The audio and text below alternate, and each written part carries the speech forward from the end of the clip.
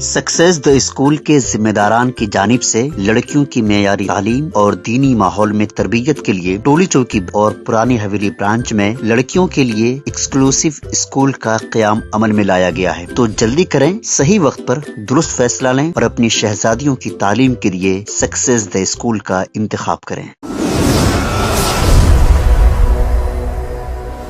सच news के international खबरनामे में आप सबका इस्तकबाल है। आज की सबसे बड़ी खबर फ्रांस से आ रही है, जहां पर फ्रांस में इस कदर हिंसा भड़क गई है कि इमरजेंसी लगानी पड़ गई है। न्यू कैलेडोनिया में अब तक 4 लोगों की मौत हो चुकी है, 200 से ज्यादा लोग गिरफ्तार हो चुके हैं, पुलिस के 64 जवान और अधिकारी घायल हो चुके हैं। प्रोटेस्टर्स के लिए गए सड़क पर लगाए बैरिकेड तोड़ चुके हैं क्योंकि वो दवा और खान पान के लिए वहाँ पर प्रोटेस्ट कर रहे हैं। फ्रांस की सरकार ने वेडनेसडे को न्यू कैलेडोनिया में कम से कम 12 दिन के लिए इमरजेंसी लागू करने की अनाउंसमेंट कर दी है। इसके बाद फ्रांसीसी अधिकारी ने थर्सडे सुबह कहा है कि तीसरी रात से हिंसक दंगों के बाद न्यू कैलेडोनिया में 2 हवाई अड्डों और बंदरगाह की रक्षा को दंगाइयों के लिए बढ़ा दिया गया है। उनके कार्यवाही में 4 लोग मारे गए हैं। फ्रांस के लुई ले फ्रैंक ने एक प्रेस कॉन्फ्रेंस के लिए 3 नगर पालिकाओं लगभग 5000 दंगाइयों का सामना करना पड़ा है। उन्होंने कहा है कि 200 लोगों को गिरफ्तार कर लिया गया है, 64 जवान घायल हो गए हैं।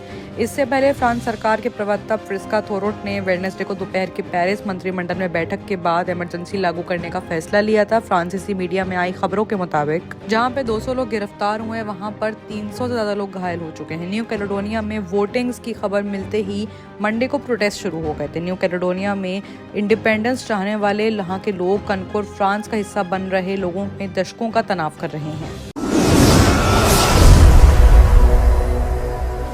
वहीं अगर अब बात करें पाकिस्तान की, तो इमरान खान की पार्टी को 9 मई की हिंसा के लिए माफी मांगनी होगी। बिलावल भुट्टो की धमकी भरी वार्निंग सामने आई है। भुट्टो ने कहा है कि इमरान खान और उनकी पार्टी पाकिस्तान तहरीक-ए-इंसाफ ने अगर बीते साल 9 मई के हुए दंगों के लिए माफी नहीं मांगी तो उसका अंजाम काफी बुरा होगा। पाकिस्तान पीपल्स पार्टी PPP के अध्यक्ष बिलावल भुट्टो जरदारी ने वार्निंग दी है कि इमरान खान और उनकी पार्टी को तहरीक-ए-इंसाफ को अगले बीते 9 मई के दंगे के लिए माफी मांगनी पड़ेगी। ऐसे में वेडनेसडे की प्रेस कॉन्फ्रेंस में बिलावल भुट्टो ने कहा कि किसी को भी आतंकी वारदात अंजाम देने की इजाजत नहीं देनी चाहिए। विपक्षी नेताओं ने बीते साल 9 मई को शहीदों के समारोहों का अपमान किया है, जिन्होंने देश के लिए अपनी जान दी। गौरतलब है कि बीते साल 9 मई को इमरान खान की गिरफ्तारी के प्रोटेस्ट में पाकिस्तानी में हिंसा हुई थी। इस हिंसा के दौरान PTI सपोर्टर्स ने सेना को कई बार घरों से निकालकर नुकसान पहुंचाया। हालांकि इमरान खान और उनकी पार्टी ने हिंसा के सारे इल्जामों को खारिज किया है। बिलावल भुट्टो जरदारी ने कहा है कि PTI गंभीर पार्टी नहीं है और उसमें देश की राजनीति करने की कोई इतिहास इच्छा भी नहीं है। बताया गया है कि उनके नेता जेल में रो रहे हैं। PPP ने नेता ने कहा यानी कि वो PTI अपने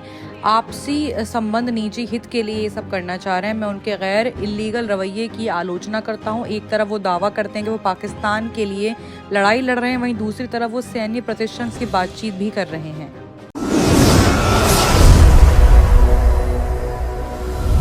बात अगर करें इजराइल की, तो फिर से दहल उठी है वॉर की धरती। हमास के साथ लड़ाई में 5 इजरायली सैनिकों की मौके पर मौत हो गई है। गाजा में इजराइल हमास के संघर्ष में मारे गए 5 इजरायली सैनिक अपनी जान से हाथ धो बैठे हैं। शुरुआत के बाद अब गाजा में मारे गए इजरायली सैनिकों की तादाद बढ़ के तकरीबन 300 हो गई है। गाजा में मामला थमने का नाम नहीं ले रहा है। दिन ब दिन सैनिकों के मारे जाने की वारदात अब सामने आने लगी। इजरायली सेना ने थर्सडे को अनाउंसमेंट की है कि उत्तरी गाजा में उनके 5 सैनिक मारे गए हैं। हालांकि अगर आप ऑल ओवर पूरे वर्ल्ड की बात करें तो तमाम देश में सिर्फ 4-5 मुल्कों को छोड़ के सब फिलिस्तीन के साथ खड़े हुए हैं। इसी हफ्ते भारत ने गाजा में चल रहे मामलात को लेकर निंदा जताई थी। UN में भारत जो है वो फिलिस्तीन की तरफ खड़ा था और साथ ही साथ इजराइल को तमाम वॉर रोकने के लिए आलोचना भी कर रहा था। बताया गया कि गाजा में मारे गए इजरायली सैनिकों की उम्र महज 20 से 22 साल की है। अल जजीरा को इजराइल ने बैन कर दिया है। बताया जा रहा है कि अल जजीरा पर इल्जाम है कि वो फिलिस्तीन के साथ खड़ा है, जबकि अल जजीरा का बयान है कि वो सच के साथ खड़ा है।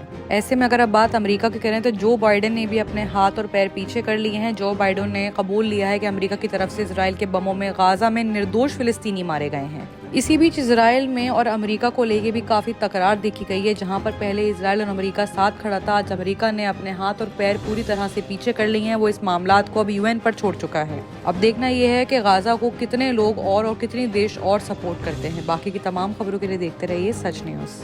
सक्सेस द स्कूल के जिम्मेदारान की जानिब से लड़कियों की मेयारी तालीम और दीनी माहौल में तरबियत के लिए टोली चौकी और पुरानी हवेली ब्रांच में बच्चियों की तालीम और तरबियत के लिए एक्सक्लूसिव स्कूल का क़याम अमल में लाया गया है। ऐसे वालिदैन जो अपनी बच्चियों की मेयारी तालीम और तरबियत के लिए किसी मेयारी तालीमी इदारा की तलाश में है तो इस सिलसिले में पुरशिको इमारत और कुशादा क्लासरूम में आपकी बच्चियों की तालीम, तरबियत, हुस्न अखलाक, हिफ्ज़ कुरान करीम और स्पोर्ट्स के अलावा तालिबात की खवातीन अमले के जरिए निगरानी व हिफाजत का इत्मीनान बख्श माहौल है। तो जल्दी करें, सही वक्त पर दुरुस्त फैसला करें और सक्सेस द स्कूल का इंतखाब करें।